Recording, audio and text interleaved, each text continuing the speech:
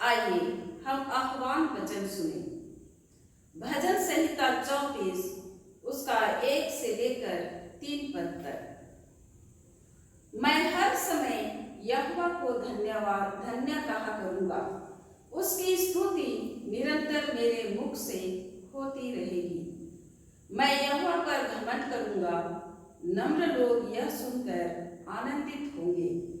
मेरे साथ यहोवा की बड़ाई करो और आओ हम मिलकर उसके नाम की स्तुति करें। आमीन। हम आराधना का आरंभ करते हुए गाएंगे साक्षी बानी 8। साक्षी बानी 8।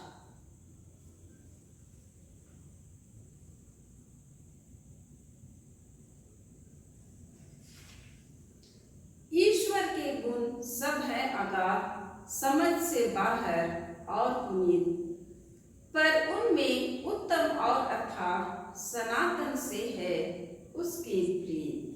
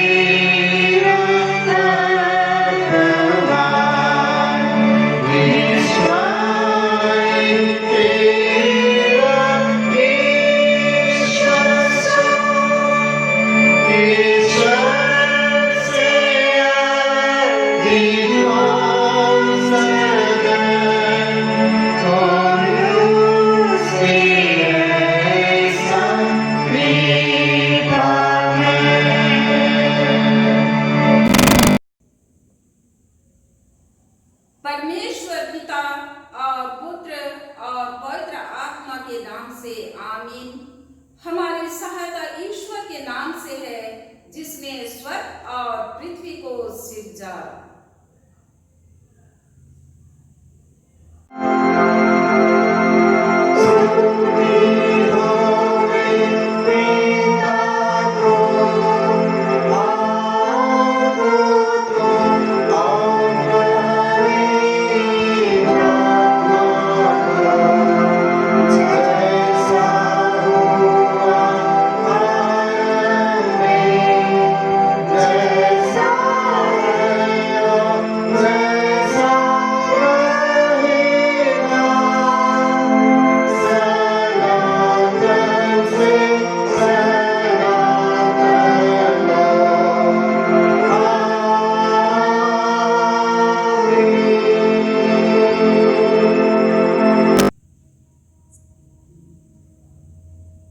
हम ईश्वर के सामने अपने पापों को दीनताई से मान लें।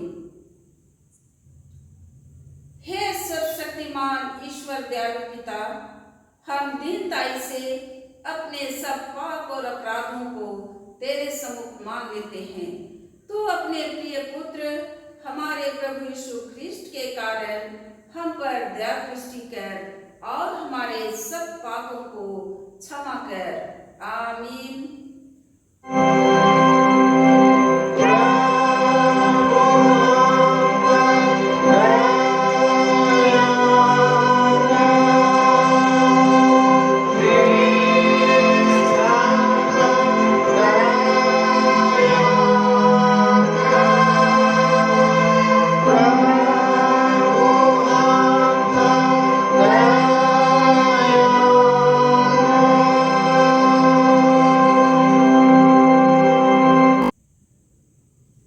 शांति का वचन सुनेंगे। पहाड़ सरक जाएंगे और पहाड़ियां हिल जाएंगी, पर मेरी दया तेरे पास से न सरकेगी और न मेरे कुशल की वाचा हिलेगी। परमेश्वर तेरा दया करने हारा करता है। यशाया 54 का 10।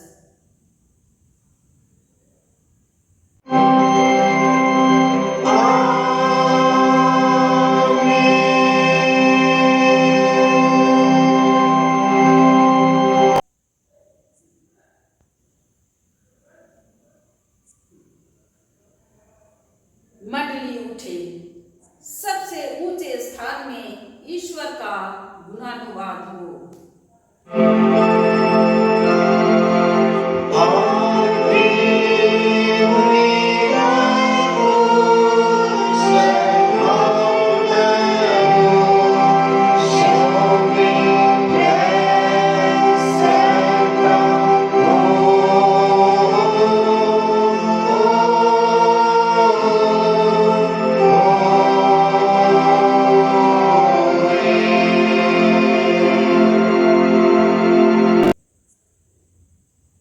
प्रभु आप लोगों के संग हो।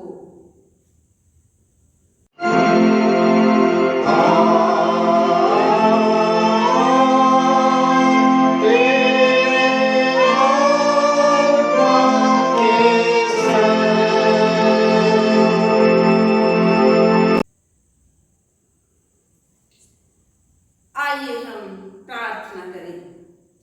हे प्रिय प्रभु स्वर्गवासी पिता, हम तेरा धन्यवाद करते हैं कि तू अपनी कृपा से हमारा विनाश नहीं चाहता है, परंतु कि हम अपना मन तेरी ओर फिराएं और बच जाएं। हम तेरी विनती करते हैं, अपना पवित्र आत्मा हमको दे कि वह प्रतिदिन हमारे मनों में सच्चा पश्चाताप उत्पन्न करे, हमारे हृदयों में पाप क्षमा और अनंत जीवन की लालसा जन्मे। तेरी अपार कृपा को विश्वास से ग्रहण करने और उसमें स्थिर रहने के लिए हमको सामर्थ्य दे। हर प्रकार की परीक्षा में हमको संभाल कि जिससे अनुग्रह के द्वारा अंत में परम सुखी हो जाए, हमारे प्रभु यीशु ख्रिस्ट के कारण। आमीन।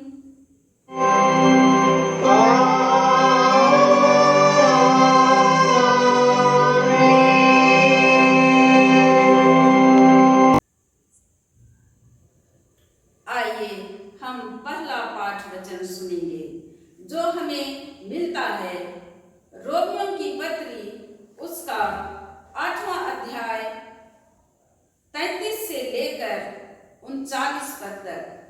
रोमियो 8:33 से 39। परमेश्वर के चुने हुओं पर कौन दोष लगाएगा? परमेश्वर ही है जो उनको धर्मी ठहराने वाला है। फिर कौन है जो दंड की आज्ञा देगा? मसीह ही है जो मर गया वरन मुर्दों में से जी भी उठा और परमेश्वर के दाहिनी ओर है और हमारे लिए निवेदन भी करता है। कौन हमको मसीह के प्रेम से अलग करेगा? क्या क्लेश या संकट या उपद्रव या अकाल या नंगाई या जोखिम या तलवार? जैसा लिखा है, तेरे लिए हम दिन भर घात किए जाते हैं, हम वध होने वाली भेड़ों के समान गिने गए हैं। परंतु इन सब बातों में हम उसके द्वारा जिसने हमसे प्रेम किया है जयवंत से भी बढ़कर हैं। क्योंकि मैं निश्चय जानता हूँ कि न मृत्यु न जीवन न स्वर्गदूत न प्रधानताएं न वर्तमान न भविष्य न सामर्थ न ऊंचाई न गहराई और न कोई और सृष्टि हमें परमेश्वर के प्रेम से जो हमारे प्रभु मसीह यीशु में है अलग कर सकेगी। यहाँ तक आमीन। तेरा धन्यवाद होवे हे ख्रिस्त यीशु। हालेलुया।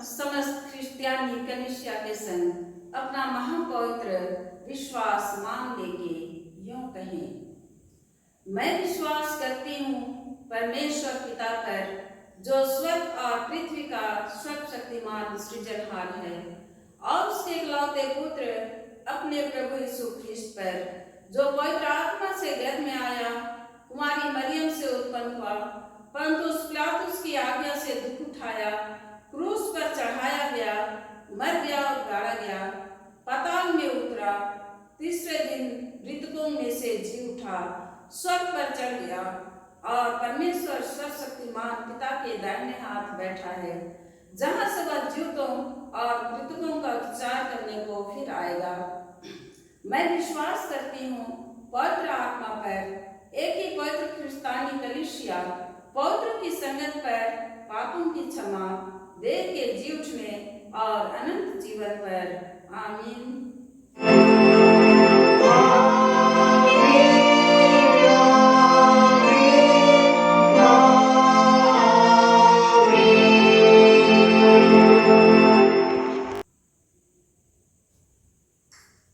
हम आराधना का दूसरा गाना गाएंगे, साक्षी बानी 236। साक्षी बानी 236। गा के मुझको सुनाओ फिर मंगल सुसमाचार, समझूं मैं उसका अर्थ और सार। मंगल सुसमाचार सुंदर जीवनदायक, धर्म विश्वास का शिक्षक।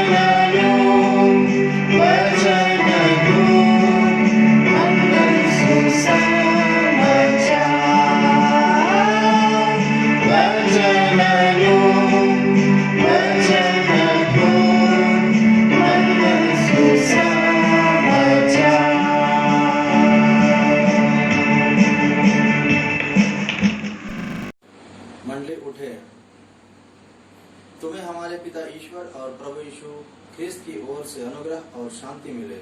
आमीन। आइए हम वचन और उपदेश में जाने से पहले प्रार्थना करेंगे। हे सर्वशक्तिमान जीवित पिता परमेश्वर, हम इस सुंदर समय में आपको याद करते हैं, आपकी स्तुति और धन्यवाद करते हैं। पिता परमेश्वर, बीते सप्ताह भर के जीवन में आपने हमारे संग साथ रहा, हमें हर प्रकार की दुख तकलीफ संकट अचानक हमारी मृत्यु से बचाकर पिता परमेश्वर इस सुंदर समय में ले पहुंचाया। इस निमित्त आपको धन्यवाद करते हैं। पिता परमेश्वर, आप हमारे धन्यवादी मनों को ग्रहण कर। पिता परमेश्वर, इस समय हम आपके जीवित वचन को पिता परमेश्वर मनन ध्यान करना चाहते हैं। इस निमित्त आपसे हम प्रार्थना करते हैं। पिता परमेश्वर, हमें आप पवित्र आत्मा की अगुवाई दीजिए कि हम आपके वचन के भेद को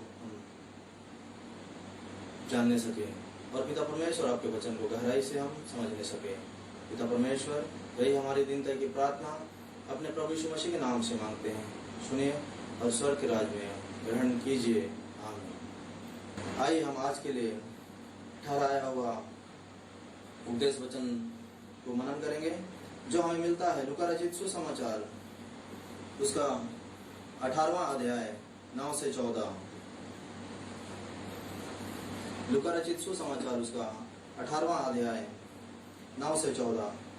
उसमें ऐसा लिखा है, उसने उनसे जो अपने ऊपर भरोसा रखते थे कि हम धर्मी हैं और दूसरों को तुच्छ जानते थे, यह दृष्टांत कहा।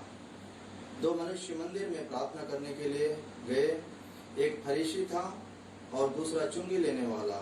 फरीसी खड़ा होकर अपने मन में यूं प्रार्थना करने लगा, हे परमेश्वर, मैं तेरा धन्यवाद करता हूँ कि मैं दूसरे मनुष्यों के समान अंधेर करने वाला, अन्यायी और व्यभिचारी नहीं और न इस चुंगी लेने वाले के समान हूँ।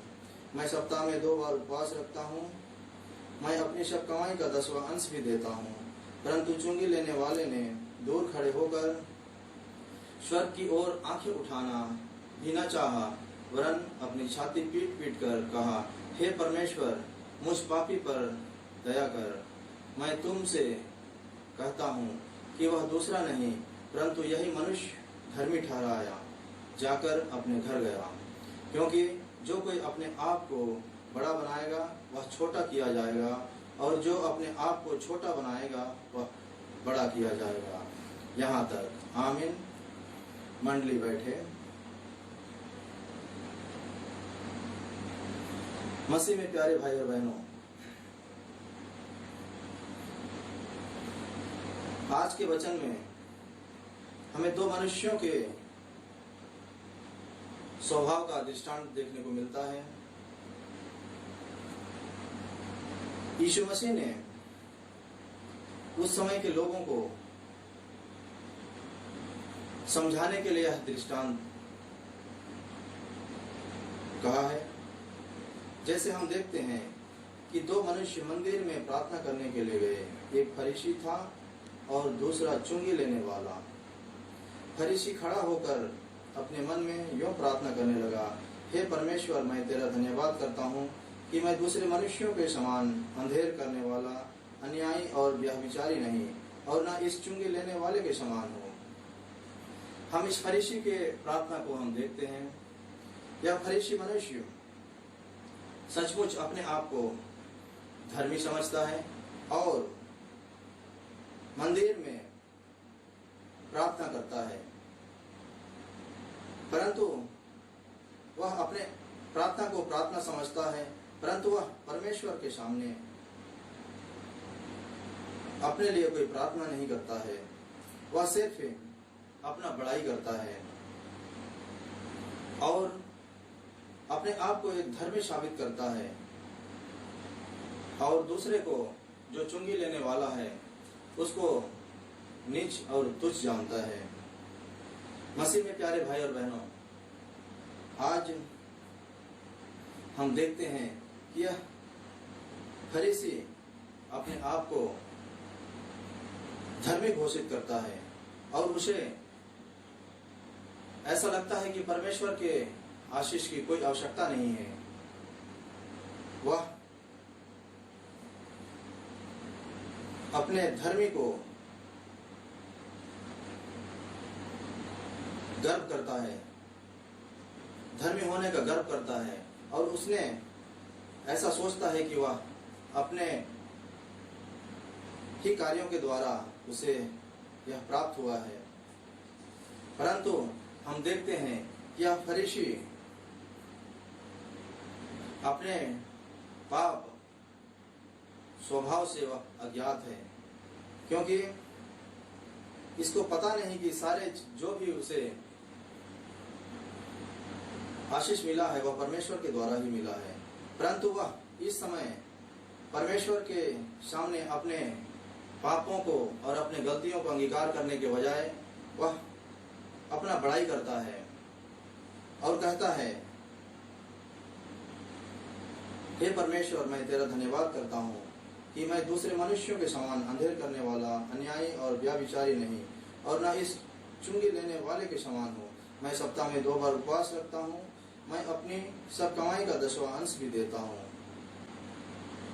उसने अपने धार्मिकता को परमेश्वर के सामने उजागर करता है और कहता है, मैं सप्ताह में 2 बार उपवास रखता हूँ। मैं अपनी सब कमाई का 10वां अंश भी देता हूँ। यह फरीसी सचमुच अपने धार्मिकता के अनुसार वह सप्ताह में 2 बार उपवास भी रखता है और सब कमाई का 10वां अंश भी देता है। इससे यह पता चलता है कि वह धार्मिक व्यक्ति है, परंतु उसके अंदर में, उसके मन में जो अज्ञानता है, जो कमियां हैं, उसको दूर करने के लिए प्रार्थना करने के बजाय वह दूसरे को तुच्छ समझने के लिए प्रार्थना करता है, दूसरे को तुच्छ समझता है और अपने प्रार्थना में कहता है। मसीह में प्यारे भाई और बहनों, हम देखते हैं कि यह फरीसी सचमुच एक धार्मिक व्यक्ति लगता है, परंतु वह परमेश्वर की आशीष से अज्ञान है, जिसके कारण से वह परमेश्वर के सामने अपना ही बड़ाई करता है और दूसरे को तुच्छ समझता है। आगे हम देखते हैं चुंगी लेने वाले के बारे में। परंतु चुंगी लेने वाले ने दूर खड़े होकर स्वर्ग की ओर आंखें उठाना भी न चाहा, वरन अपनी छाती पीट पीट कर कहा, हे परमेश्वर, मुझ पापी पर दया कर। मैं तुमसे कहता हूं कि वह दूसरा नहीं परंतु यही मनुष्य धर्मी ठहराया जाकर अपने घर गया। हम दूसरा व्यक्ति को देखते हैं जो चुंगी लेने वाला है और दूर खड़ा होकर स्वर्ग की ओर आंखें उठाना भी ना चाहा। वह स्वर्ग की ओर आंखें उठाना भी नहीं चाह रहा, क्योंकि उसे पता है कि परमेश्वर स्वर्ग में विराजमान है और वह ऊपर अपना आंख उठाने का हिम्मत नहीं करता है, क्योंकि वह जानता है कि वह पापी मनुष्य है। जैसा हम बाइबल में जानते हैं कि जो चुंगी लेने वाला है वह टैक्स कलेक्ट करता है और लोगों से जबरन धन वसूल करता है और वह जितना चाहे अपना धन अर्जित करता है और लोगों को सताता भी है। इस कारण से स्वतः वह चुंगी लेने वाला ने जानता है कि मैं पापी मनुष्य हूँ। उसने अपने पाप को गहराई से समझ गया और परमेश्वर के सामने अपनी छाती पीट पीट कर कहता है, हे परमेश्वर, मुझ पापी पर दया कर। हे परमेश्वर, मुझ पापी पर दया कर।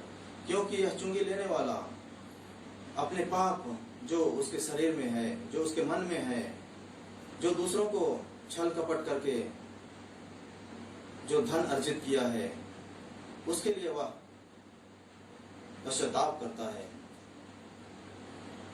और छाती पीट पीट कर परमेश्वर के सामने अपने पापों का अंगीकार करता है। मसीह में प्यारे भाई और बहनों, हम ये दो व्यक्तित्व को देखने पाते हैं। यह चुंगी लेने वाला सचमुच में बहुत पैसा वाला, बहुत धन दौलत वाला है, परंतु उसने नम्र होकर अपने पापों का अंगीकार करते हुए परमेश्वर के सामने अपने पाप क्षमा के लिए प्रार्थना करता है।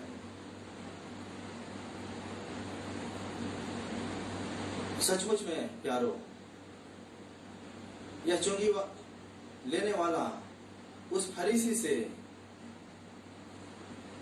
अधिक धर्मी ठहरा, क्योंकि उसने अपने पापों को परमेश्वर के सामने अंगीकार किया और अपने सारे पापों का पश्चाताप किया। सचमुच में प्यारे भाई और बहनों, आज इस चुंगी लेने वाला ने जो कार्य किया है, वह कार्य परमेश्वर के मन को भाने वाला है, जिसके कारण से परमेश्वर ने उसे धर्मी ठहराया और वह अपने घर गया।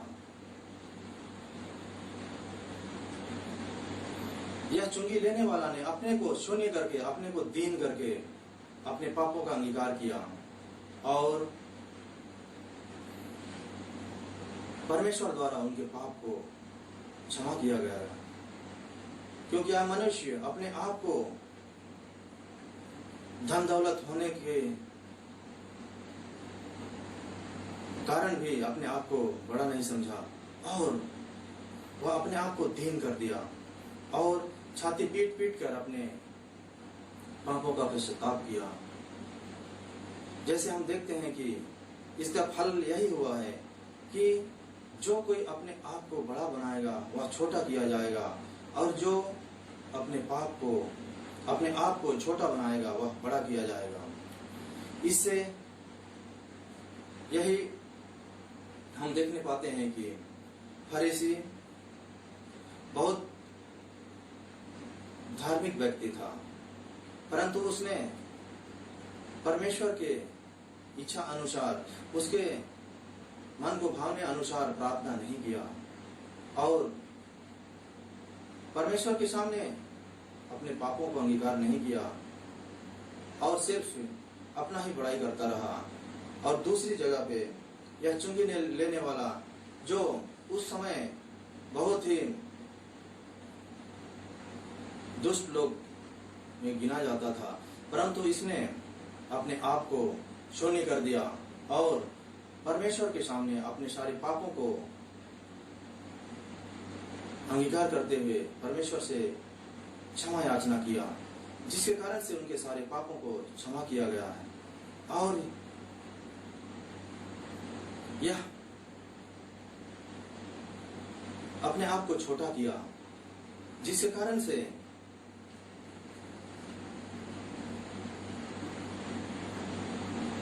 वह बड़ा किया गया। मसीह में प्यारे भाई और बहनों, यह वचन आज हमें सचमुच में सोचने पे मजबूर करता है कि हम इस समय हम भी सोचते हैं कि हम भी बचपन से चर्च जाते हैं, परमेश्वर के वचन को सुनते हैं और अपने दान देन भी हम सही प्रकार देते हैं, परंतु हमारे मन में उस फरीसी के जैसा स्वभाव नहीं होना चाहिए। हमें भी दीन होकर प्रार्थना करना चाहिए। जिस प्रकार से इस चुंगी लेने वाला ने दीन होकर प्रार्थना किया और उसका प्रार्थना सुना गया, उसी प्रकार से हम अपने आप को धर्मी न समझें और दूसरे को नीचा दिखाने का कोशिश न करें। यही चीज हमें इस उपदेश वचन में हमें सीखने को मिलता है, जिस प्रकार से पूरे बाइबल में हमें मिलता है कि हमें नम्र होकर एक दूसरे से प्रेम करते हुए अपने जीवन को व्यतीत करना है। हमें अपने आप को बड़ा नहीं करना है, अपने आप को दीन छोटा करना है, और जो भी परमेश्वर के द्वारा हमें जो भी आज्ञा दिया गया है, जो भी वचन दिया गया है, उसी के अनुसार अपने जीवन को व्यतीत करना है। मसीह में प्यारे भाई और बहनों, हम देखते हैं कि चुंगी लेने वाला जक्कई भी था, जो उसने परमेश्वर के सामने, यीशु मसीह के सामने अपने आप को सरेंडर करता है, और उसने अपने धन को गरीबों में बांट देता है, और उसी समय से वह यीशु मसीह के साथ हो लेता है। इस प्रकार से अनेकों दृष्टांत हम देखने पाते हैं कि जो भी व्यक्ति उस समय पाप में डूबा हुआ था, पाप करता था, लोगों को सताता था, परंतु दीन होकर अपने पापों को मान लिया और परमेश्वर के सामने, यीशु मसीह के सामने अपना पाप को अंगीकार किया, तो उसे यीशु मसीह के द्वारा, परमेश्वर के द्वारा क्षमा किया गया। इस प्रकार से हम देखते हैं कि जो भी अपने आप को छोटा और दीन किया, वह बड़ा बनाया गया।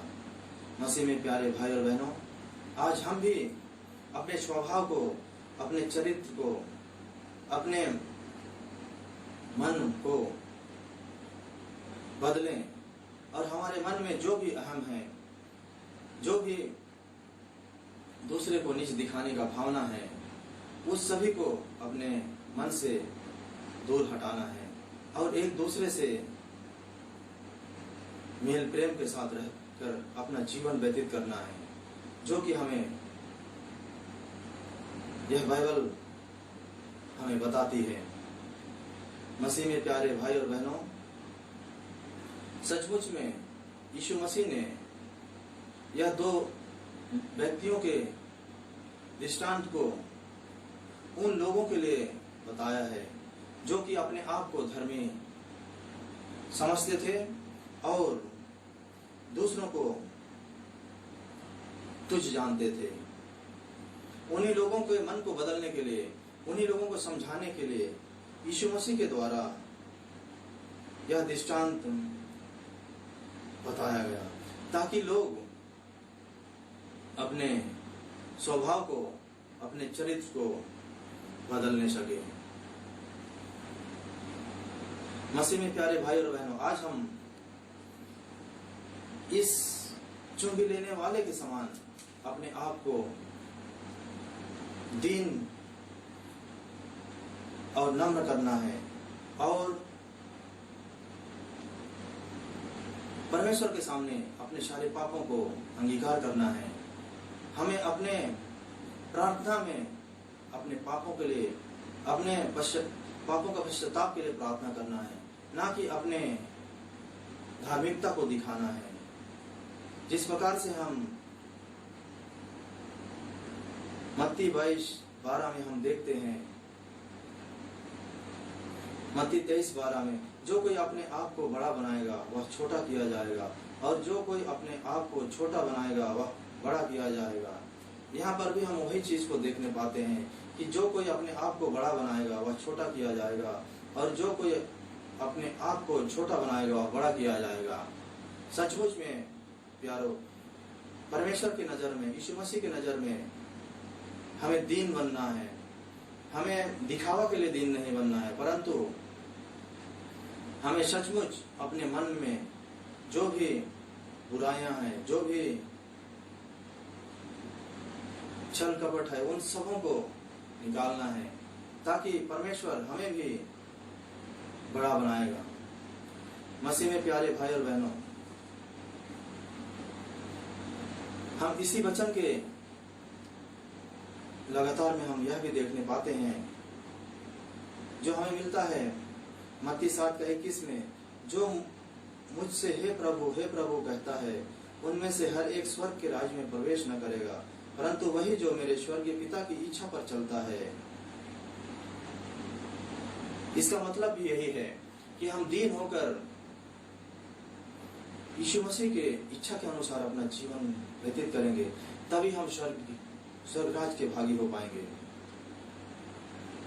नहीं तो हम रोज चर्च जाएंगे, रोज प्रार्थना करेंगे, रोज बाइबल पढ़ेंगे और हमारे मन में एक दूसरे के प्रति द्वेष, ईर्ष्या, क्रोध, ये सब बात रहेगी, तो हम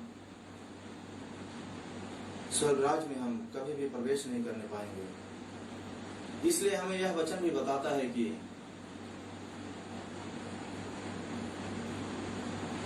हमें स्वर्गीय पिता के इच्छा के अनुसार अपने जीवन को व्यतीत करना है, तभी हम स्वर्गराज के भागी हो सकेंगे। मसीह में प्यारे भाई और बहनों, हमें बहुत सारे ऐसे वचन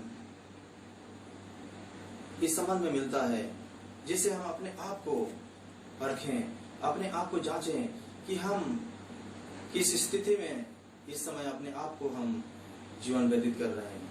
हमें अपने आप को बदलने के लिए परमेश्वर ने, यीशु मसीह ने हमें जो समय दिया है, उस समय को हमें नहीं गंवाना है और अपने आप को बदलकर इस जीवन को बिताना है।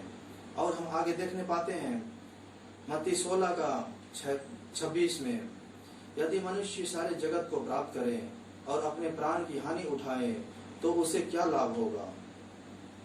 यदि हम इस संसार में सब कुछ हासिल करते हैं और हम पिता परमेश्वर यीशु मसीह के बताए हुए मार्गों पर नहीं चलते हैं, तो हमें क्या लाभ होगा। हम नरक के सहभागी होंगे, नरक के योग्य होंगे, नरक में जाने के योग्य होंगे। इसलिए हमें यह वचन भी बताता है, भले ही हमें इस संसार में धन दौलत, ऐशो आराम ना मिले, परंतु हम अपने प्राण को बचाने के लिए कार्य करें। हम अपने शरीर को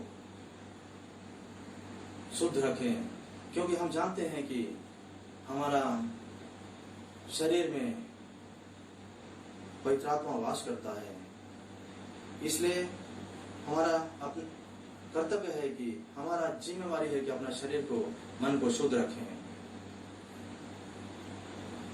मसीह में प्यारे भाई और बहनों, हम बहुत सारे ऐसे वचन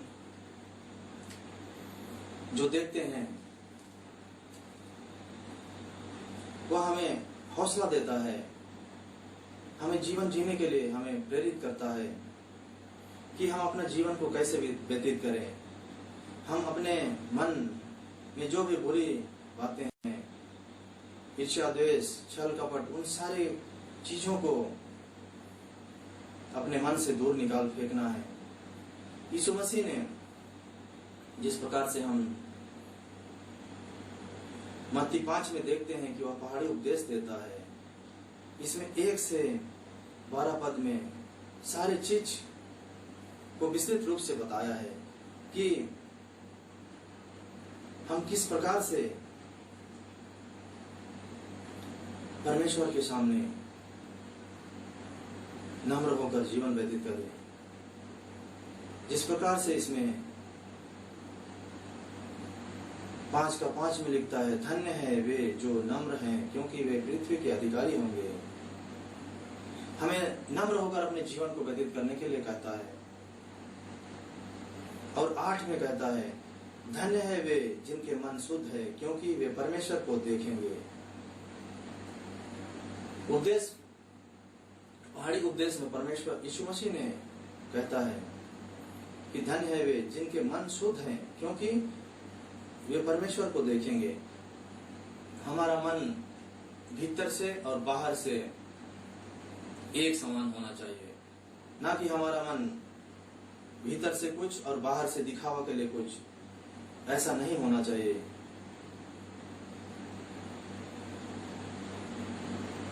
हमें अपने मन को शुद्ध करना है और भीतर से और बाहर से एक जैसा स्वभाव रखना होगा, तभी हम परमेश्वर के राज्य को हम देखने पाएंगे।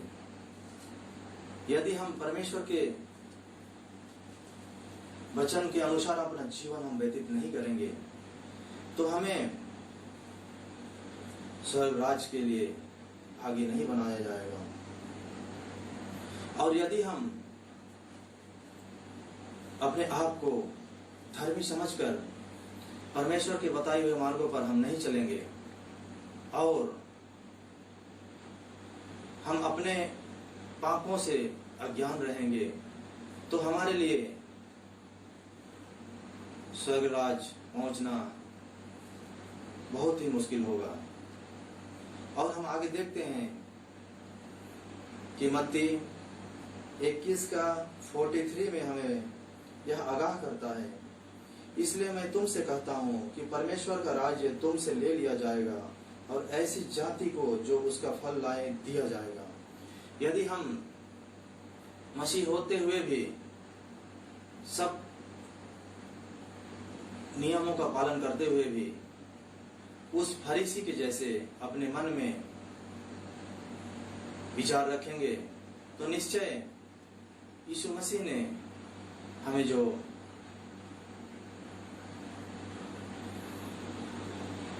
राज दिया है उस राज्य के सुख को छीनकर दूसरे जाति के लोगों को दे दिया जाएगा जो कि फल लाएंगे। इसलिए हम सभी मसीह भाई बहनों को इस समय गहराई से सोचना है कि हम क्या करें, क्या कार्य करें, कैसे अपने जीवन को व्यतीत करें, कैसे प्रार्थना करें कि हम यीशु मसीह के परमेश्वर के मन को भा सकें और हम स्वर्ग राज में प्रवेश कर सकें। मसीह में प्यारे भाई और बहनों, हम शुरू से देखते हैं, यीशु मसीह के स्वभाव को देखते हैं। यीशु मसीह को जन्म से क्रूसीफाइड से लेकर आकाश में उठाए जाने तक देखते हैं कि इस धरती में, इस संसार में जब तक रहा वह नम्र होकर अपने जीवन को व्यतीत किया। यीशु मसीह के को लोगों ने कुछ भी भला बुरा कहा, परंतु उसने नम्र होकर परमेश्वर के द्वारा दिए गए सारे कार्य को पूरा किया। आज हम सभी मसीह भाई और बहनों को यीशु मसीह के बताए हुए पद चिन्हों पर चलना है। यीशु मसीह को हम शुरू से देखते हैं, जब भी वह किसी प्रकार की कोई कार्य करता है उससे पहले वह परमेश्वर से प्रार्थना करता है कि हे परमेश्वर मुझे रास्ता दिखा। उसी प्रकार से आज भी हम जब भी कुछ करें यीशु मसीह की अगुवाई में ही हम करें और उसके द्वारा ही हम आगे बढ़ सकते हैं। उसके बिना हम कभी भी आगे नहीं बढ़ सकते हैं। मसीह में प्यारे भाई और बहनों, आज की इस वचन को हम अपने मनोहृदयों में अधिकाई से लें, ग्रहण करें, ताकि हम अपने आप को स्वर्ग राज्य के भागी बना सकें। पिता परमेश्वर, इस वचन पे हम सबों को अधिकाई से आशीष दीजिए। आमीन। आइए हम प्रार्थना करेंगे। हे सर्वशक्तिमान यहोवा जीवित पिता परमेश्वर, हम पुनः आपको याद करते हैं, आपकी स्तुति और धन्यवाद करते हैं। सचमुच पिता परमेश्वर, आपने हम मसीहियों को जीवन जीने के लिए, प्रार्थना करने के लिए पिता परमेश्वर बताता है। सचमुच पिता परमेश्वर, हम आपसे प्रार्थना करते हैं कि हमें उस फरीसी के जैसा स्वभाव चरित्र ना दे पिता परमेश्वर, परंतु हम उस चुंगी लेने वाले के जैसा हम बने कि हम अपने सारे पापों को आपके चरणों तले अंगीकार करें। और पिता परमेश्वर, हम आपसे प्रार्थना करें, हे सर्वशक्तिमान ईश्वर पिता, हम सारे मंडली होकर आपसे प्रार्थना करते हैं, हमें अच्छा सोच, अच्छा विचार, अच्छा मान लीजिए कि हम आपके बताए हुए पदचिन्हों पर आगे बढ़ने सके। हे सर्वशक्तिमान ईश्वर पिता, सचमुच हम आपके वचन के भेद को हम नहीं समझ पाते हैं पिता परमेश्वर। आपसे हम प्रार्थना करते हैं कि हम हमारे बीच में पवित्र आत्मा को भेज कि वह आपके वचनों को, आपके वचन के भेदों को हमें बताएं और पिता परमेश्वर हम उसी के अनुसार अपने जीवन को व्यतीत करने सके। पिता परमेश्वर, यही हमारी दिनतई प्रार्थना अपने प्रभु यीशु मसीह के नाम से मांगते हैं। सुनिए और स्वर्ग के राज में ग्रहण कीजिए। आमीन। और ईश्वर की शांति जो समस्त ज्ञान से ऊर्ध्व है, ख्रिस्त यीशु में प्रत्येक के हृदय और मन की रक्षा करें, अब से सनातन लो। आमीन।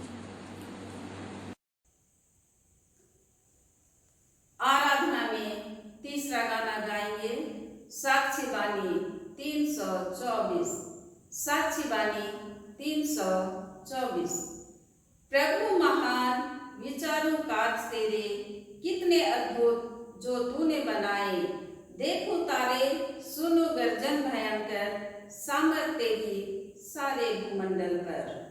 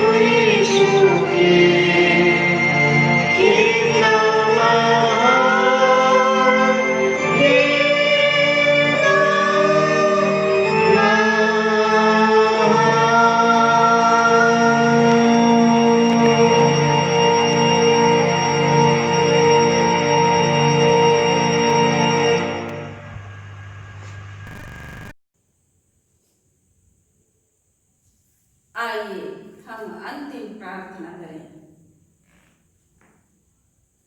हे प्रभु परमेश्वर स्वर्गवासी पिता, हम तेरी विनती करते हैं अपनी क्रिस्तानी कलीसिया और उसके सारे सेवकों की अगुवाई कर कि वे तेरे वचन के निर्मल उपदेश में ठहरे, जिससे सच विश्वास और प्रेम हम में बढ़े और बढ़ाया जाए।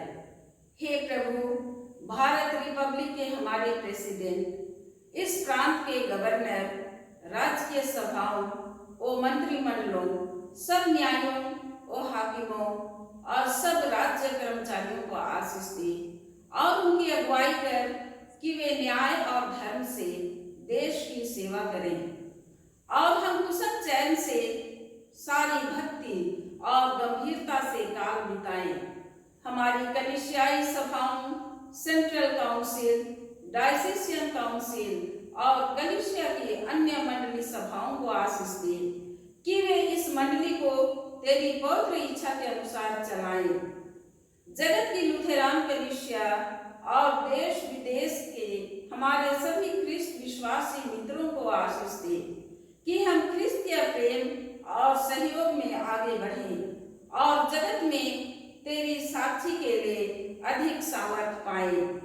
हमारी कलीसिया के सब काम पर आशीष दे, लड़के लड़कियों की शिक्षा पर आशीष दे कि वे तेरे भय, प्रेम और भरोसा में बढ़ते जाएं। कलीसिया के विद्यालयों, शिक्षण प्रशिक्षण, महाविद्यालयों और अन्य संस्थाओं को संभाल और उनकी बढ़ती दे और उनके द्वारा कलीसिया के लिए आत्मिक और लौकिक आशीष दे। खेती बाड़ी और हर एक काम उद्यम को सफल कर, जिससे हर कोई सुविवेक से तेरे आगे चले और अपनी जीविका पाए। अपनी कृपा से उन सबों पर दृष्टि कर जो कंगालपन, रोग और नाना प्रकार की सकेती और दुख में है, उनको शांति दे।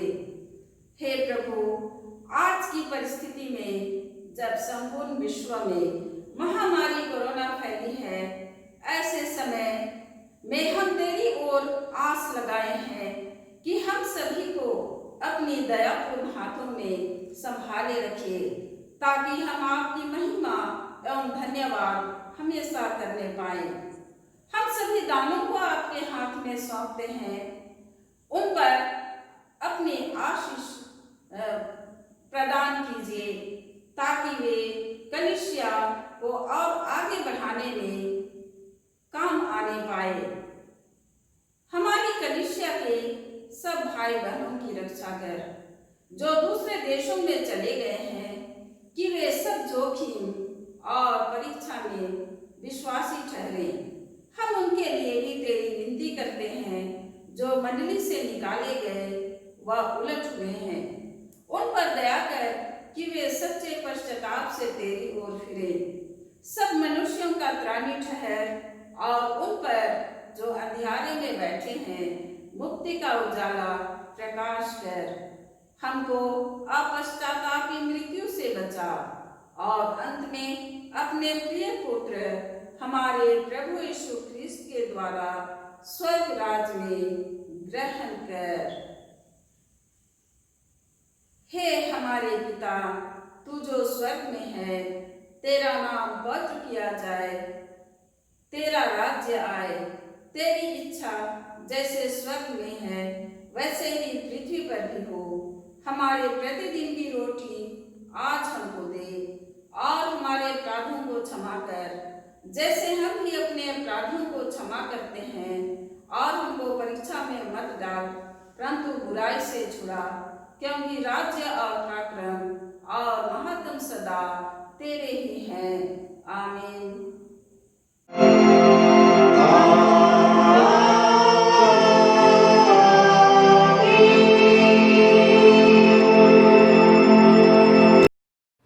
अब विश्वासी और दीन मन से तेरे ईश्वर का आशीर्वाद ग्रहण करें। परमेश्वर तुझे आशीष देवे और तेरी रक्षा करे। परमेश्वर अपना मुख तुझ पर प्रकाश करे, तुझ पर अनुग्रह करे। परमेश्वर अपना मुख तुझ पर प्रकाश करे और तुझे कुशल देवे। आमीन।